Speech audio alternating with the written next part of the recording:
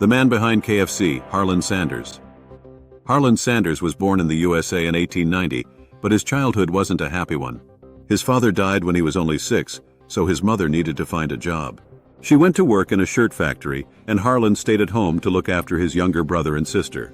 That was when he first learned to cook. He left home when he was 12 and worked on a nearby farm. After that, he had a lot of different jobs, and in 1930 he became a service station manager in Corbin, Kentucky. He started cooking meals for hungry travelers who stopped at the service station, and soon people came only for the food. Harland moved to a 142-seat restaurant across the street where he could serve all his customers.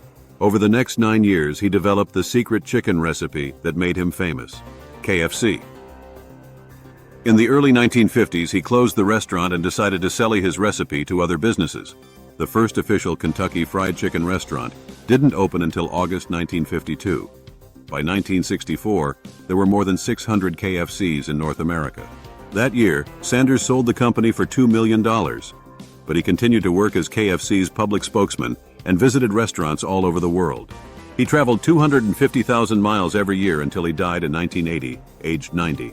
6 years later, PepsiCo bought KFC for $840 million. There are now KFC restaurants in more than 80 countries, and they sell 2.5 billion chicken dinners every year, and the recipe is still a secret.